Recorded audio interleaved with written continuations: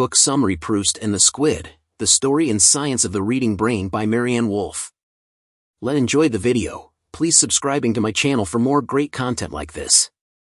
You'll be notified when I upload new videos.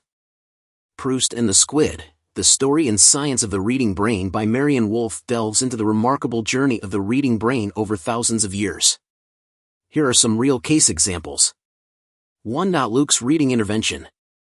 9-year-old Luke, who struggled with reading, participated in Wolf's reading intervention program. His case highlights the challenges faced by children with dyslexia and the unique gifts they possess. 2. Blombos cave artifacts. Archeologists discovered stones in South Africa's Blombos cave, estimated to be around 80,000 years old, with crossed lines. These artifacts provide insights into early human symbolic communication and the evolution of reading. 3. The neurobiological approach. Wolf discusses the neurobiological perspective on reading. Our brains adapt to technology-driven literacy differently from ancient brains that examined clay tablets. 4. Evolving brain physiology. Throughout history, reading and writing have transformed our brain physiology. Wolf explores these significant changes in her book. 5. The power of literacy. Proust, an avid reader, celebrated the fruitful miracle of communication in the midst of solitude. Literacy shapes our individual achievements and contributes to mankind's development. Proust and the Squid tells the fascinating story of how the human brain learned to read. From the invention of the first writing systems to our brain's amazing capacity to rearrange itself, reading expert Maryanne Wolf explains how the incredible skill of reading developed over the course of human history. That is, how it transforms our brains, thoughts, and culture, and why some of us struggle to learn it. Introduction: discover how reading transforms our brains, thoughts, and culture. When you sit down to read a book, flip through a magazine, or read a text message on your phone, do you ever stop to consider what an amazing thing the ability to read really is? Somehow, those squiggly little lines on the page, or the screen, magically come alive to form words and sentences. How on earth did our brains learn to do this? These summaries draw on human history, evolution, and neuroscience to tell the amazing story of how humans first learned to read, how reading restructures our brain, and why some brains struggle to read. They make the case that reading is a crucial part of our development as individuals and as a species, and that everyone deserves the right support to develop this skill. When humans started writing, our brains rearranged themselves to take on the challenge of reading. The history of reading is long and complicated, but this much is obvious: our brains learned to read when we began to write. Of course, it's hard to pinpoint when exactly humans first invented writing. But it seems that, long before there were any alphabets with different letters representing distinct sounds of a particular language, humans began to record information through visual symbols. One of the earliest examples can be found in the Blombos cave in South Africa. There, archaeologists have uncovered stones marked with cross-hatched lines they believe to be almost 80,000 years old. In this case, it's not known what the lines represent, but there are other examples of early human cultures using similarly marked stones, shells, and clay pieces to record economic transactions. So there's good reason to believe that the lines in the Blombos cave are not just random scribbles, but carry meaning. The discovery that you could represent things in the world through abstract symbols, and thereby record events for future generations, was a revolutionary idea. So revolutionary, in fact, that it ended up changing our brains. The key message here is, when humans started writing, our brains rearranged themselves to take on the challenge of reading. Our brains are made up of billions of connected nerve cells, or neurons. These neurons have the amazing ability to restructure themselves and form new connections, depending on how we use them. Scientists call this phenomenon neuroplasticity. When humans first learned to read, new neural pathways formed in their brains that allowed them to detect and decode intricate visual symbols at rapid speed. If you remember what it was like to learn to read as a child, you will appreciate how powerful this transformation can be.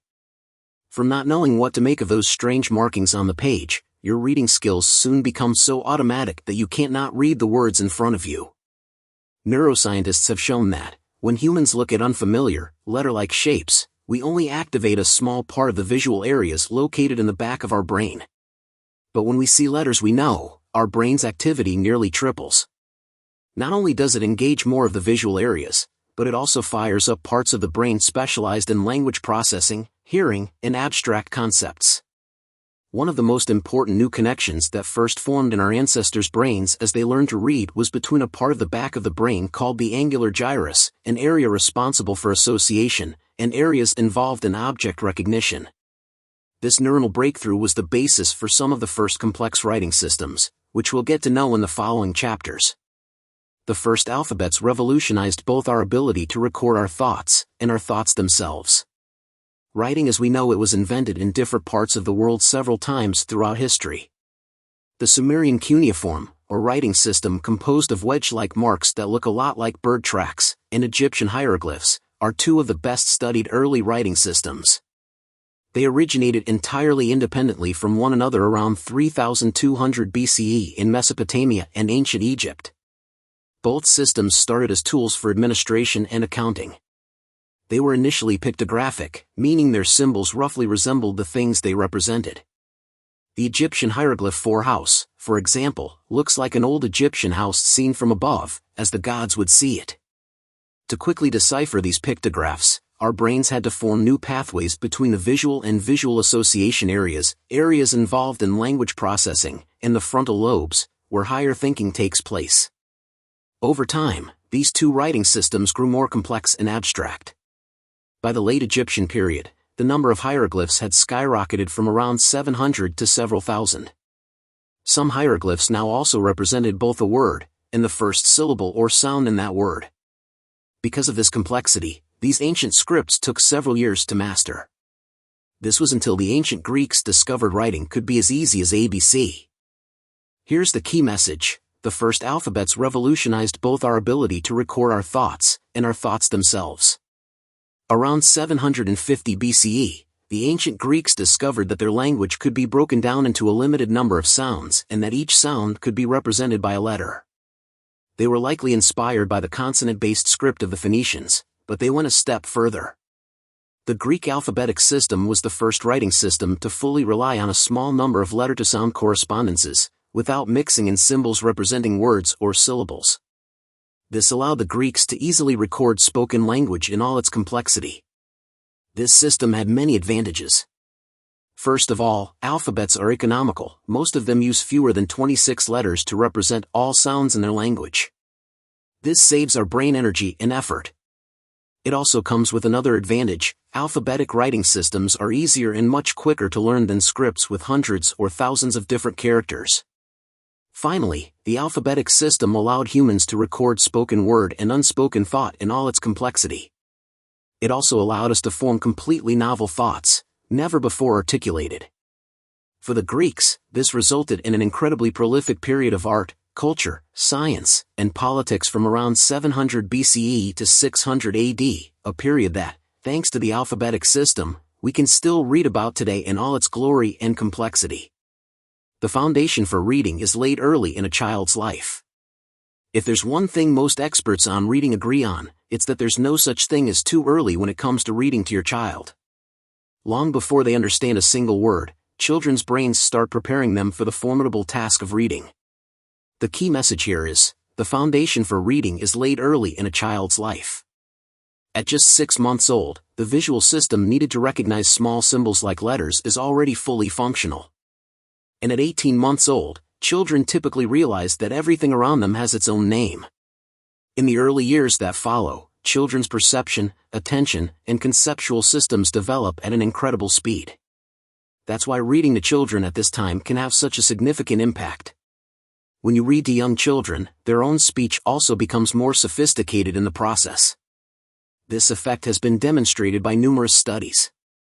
In one of them, reading researcher Victoria Purcell-Gates interviewed 5-year-olds who had been read to at least 5 times a week for 2 years, and compared them to children who had not been read to as much. When asked about their 5th birthdays, the children who had been read to more often used longer phrases, more complicated syntax, and special literary vocabulary, like once upon a time. Unfortunately, the reverse effect is also well documented. Children who come from language-impoverished homes, in which they were read and talked to little, have sometimes heard up to 32 million fewer words than their peers. As a consequence, they have a significantly smaller vocabulary, and struggle more with learning to read. Moreover, when children learn early on to connect the shapes on the page to words and stories, they have an easier time learning to read later in life. First, children discover that there can be a one-to-one correspondence between a sound and a symbol. Then, they discover that each letter has a name, such as P, and sounds that it represents, such as poo. The brains of children who are often read to begin to connect their visual areas to the language areas long before any formal reading education. And that's not all. Reading stories of dragons, elves, and princesses to a young child also teaches them to see the world from someone else's perspective and recognize others' feelings. Books, in other words, teach us empathy. The takeaway here? Read to your child. Children move through 5 stages of reading development, from pre-reader to expert. Reading researcher Glenda Bissex has many charming stories to tell from when her children learned to read. Once, while she was distracted reading a book, her 5-year-old son slipped her a note reading RUDF. When she asked what it was supposed to mean, he rolled his eyes. Clearly, he had written RUDF, or "Are you deaf?" because she hadn't reacted to his previous attempts to get her attention. The key message in this chapter is, children move through 5 stages of reading development, from pre-reader to expert. When children first learn to connect letters and sounds, they enter the first stage, and become pre-readers. During this stage, they often make hilarious mistakes. It's hard to blame them. Not only is it a tough task to tell individual sounds and letters apart in spoken language, but the pronunciation of individual letters can vary a lot. For example, in English, a vowel like E can stand for 5 different sounds, depending on the context. Consider these lines from a poem by Mark Twain about the pains of learning English spelling. Beware of herd, a dreadful word that looks like beard and sounds like bird. And dead, it's said like bed, not bead, for goodness sake, don't call it deed. As children get better at using letters and learn to read easy words and sentences, they become novice readers, the second stage of reading development. Now, they begin to develop a basic understanding of the phonological, orthographic, and semantic principles of a language. Novice readers often move through a familiar pattern of mistakes. First, they erroneously read words that make sense in context, but don't actually resemble the word that's written, like reading dad instead of father because they expect a book or sentence to use this word. Then, they erroneously read words that are orthographically similar, but don't fit the context, like reading horse as house, a mistake an adult reader wouldn't make. At the end of their novice reader learning journey, they only make errors when words are similar in orthography and context, like reading bat instead of ball. Once they learn to avoid these pitfalls, children enter the third stage and become decoding readers. Now, they are able to read words and sentences smoothly. The larger their vocabulary, the faster and more fluent their reading. Instead of spending most of its energy on deciphering letters, their brain has the capacity to activate areas associated with meaning, understanding, and memory. When reading has become fully automatic and increasingly involves higher levels of thinking, the child has become a fluent, comprehending reader, the fourth stage. The child now reads so well that his brain has ample time to comprehend, infer, and even predict the contents of a text. The child now has access to millions of parallel universes through books and, as it hones and develops the skill of experiencing the world through reading, it reaches the 5th and last stage and becomes a reading expert. But this final stage is not a plateau. As we'll see in the next chapter, our reading skills never stop expanding. We never stop learning to read. Once children cross the bridge from decoding to reading expert, whole new worlds await them. Through the power of their reading brains, they are now able to explore the mythical lands of Middle-earth, Narnia, and Hogwarts, where nothing is ever as it seems. But it doesn't stop there. The key message here is, we never stop learning to read. As their reading fluency improves, and their real-life knowledge of the world increases, children unlock more and more features of the text in front of them. As the letter decoding pathways in the left side of the brain become more efficient, the limbic system, the area of our brain responsible for emotions, becomes heavily involved in the reading process. In this way, young readers learn to understand irony, metaphors, and different points of view, and start to connect what they're reading to their own stories, and to the world around them. It takes such expert readers less than half a second to read a word. And a lot happens during that tiny amount of time. In the first 100 milliseconds, our brain disengages from other cognitive activities to direct its full attention to the word. The visual system takes in the individual letters, and sends the information down specialized neuronal paths to other parts of our reading memory. Our working memory holds the visual information in our brain for as long as needed, while our association memory retrieves all the things it knows about the visual symbols. In the next 100 milliseconds, our brain is busy connecting the letters to the sounds they represent, and drawing them together to form a meaningful word. Finally, in the next 300 milliseconds, our brain retrieves all that it knows about that word, the meaning it has in context, but also all its other possible meanings, and any other knowledge we might have about the word. The more we read, the faster the decoding part becomes, and the more time we have to engage in the last part of the reading process, thinking about the word. Of course, as we age, we also bring more knowledge and life experience to the texts we're reading. If you're an avid reader, you've probably experienced how rereading a book at a later stage in your life can completely change your perception of it. When it comes to reading, we never stop learning. Dyslexia has many different types and potential causes in the brain. What do Leonardo da Vinci, Thomas Edison, and Albert Einstein have in common? They were all dyslexic. Einstein often talked about his terrible memory for written text, and once admitted that words did not seem to play any role in his theoretical thinking. But despite his well-documented trouble with words, Einstein, just like Edison and da Vinci, was never diagnosed with dyslexia. The curious condition, often referred to as word blindness, was first recognized by German researcher Adolf Kussmaul in 1870, and took a while to become universally recognized. The key message in this chapter is, dyslexia has many different types and potential causes in the brain. One reason for its late discovery, and for the fact that there's still no universally accepted definition of it, is that dyslexia takes many different forms. The three most common subtypes found in the English language revolve around problems with matching letters and sounds, problems with reading fluency, and problems with both of those things. Still, around 10% of people with reading difficulties can't be neatly sorted into any of these categories. Similarly, when looking at the research of the last 100 years, many different possible causes of dyslexia in the brain have been suggested, some of which build on each other. The first one is a flaw in the basic structures of the brain involved in reading, the visual and auditory systems, for example. Kussmaul proposed this theory after studying a French businessman called Monsieur X. After suffering 2 strokes that first damaged his visual system, and then the part of the brain relaying information from the visual system to the language areas, Monsieur X lost his ability to read. The second possible cause of dyslexia is an inability of the brain to achieve the processing speed required for reading. Research has shown that, for dyslexic people, there seems to be a gap in time and communication between their visual, auditory, and motor systems. For example, dyslexics are generally slower at naming random colors and objects presented to them. They are also often a beat behind when asked to tap out a rhythm with their fingers. One reason for the lags in communication could be a lack of connection between the different brain regions. In the 19th century, neurologist Karl Wernicke described dyslexia as a disconnection syndrome that affected either the visual-verbal or the visual-auditory systems.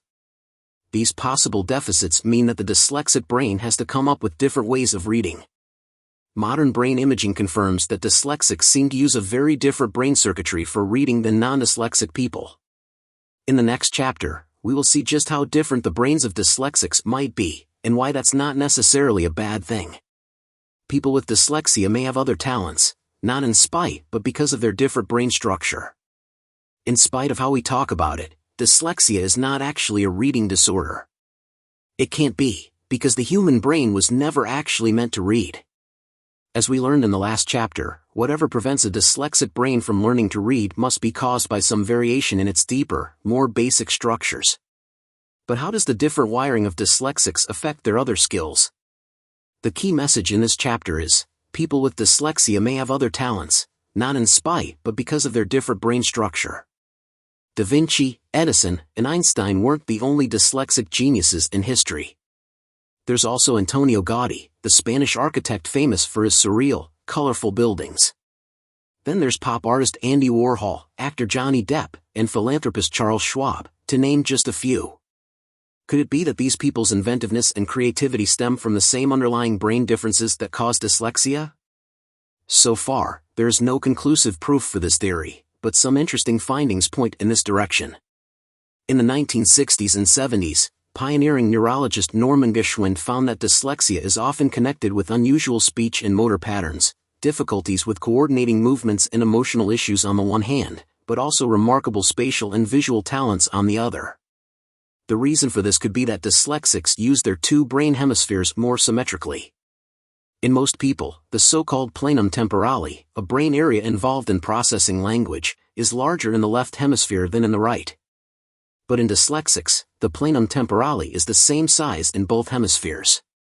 Dyslexics demonstrate a preference for right brain circuits in a variety of other tasks, too.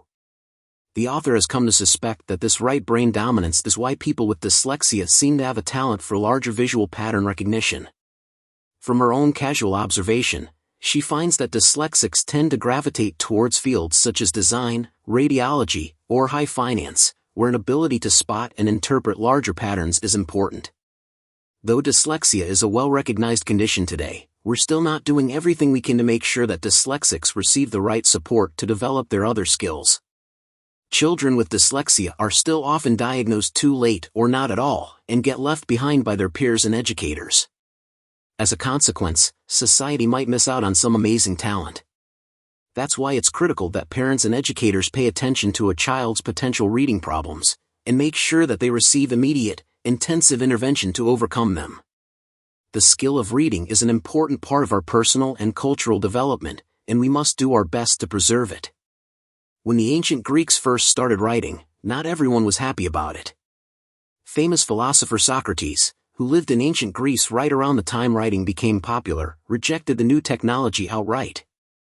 He feared that writing would make human thought more inflexible, corrupt our memory, and fool us into taking all written information for granted. Interestingly, these are pretty much the same arguments that critics make about the internet today. This brings us to the following question: what happens to our reading brains in the digital age, when we have vast amounts of information at our fingertips and text is more dynamic and changeable than ever before? Will technology unlock whole new features of our brain? Or will it make us unlearn some of the very skills that helped create it? The key message in this chapter is, the skill of reading is an important part of our personal and cultural development, and we must do our best to preserve it. There's no reason to be overly alarmist. Just remember how skeptical Socrates was of writing, and how droll his concerns seem today. But the measurable decline in attention spans, memory, and verbal SAT scores cautions us that the new way of reading, brought about mainly by the internet, might come at a cost. As we move into a new era, it won't hurt to remind ourselves what we gained from learning to read, both as a species and as individuals, and try to carry those assets into the future. Writing allowed us to preserve spoken word and unspoken thought, and carry it across time and space. It allowed us to access other people's thoughts and experiences in a completely new way, and released brain space used for memory to perform more complex cognitive operations. It became the basis for much of our intellectual and cultural development. Time is perhaps the most crucial aspect of old-school reading we should preserve. In our digital age, time can seem like a scarce resource. But time is what makes the difference between merely understanding the basic meaning of a text and going beyond the text to connect it more intimately with our own ideas, experience, and knowledge. It's our responsibility to make sure that every child, whether dyslexic or not, is given the right tools to unlock the secret of reading and all its powerful implications for intellectual and personal development. Final summary. The key message in these summaries. Reading is not a natural act for humans. It took our species a long time to develop writing systems as we know them today, and our brains had to undergo big changes in order to read them. That's why learning to read is still a long and sometimes difficult process for children, especially if they suffer from dyslexia. But reading has the power to change our brains, thoughts, and our culture, so we should do everything in our power to make sure everyone has the opportunity to learn it. The end. Thanks you for watching. Please subscribing, like and shares. See you next video.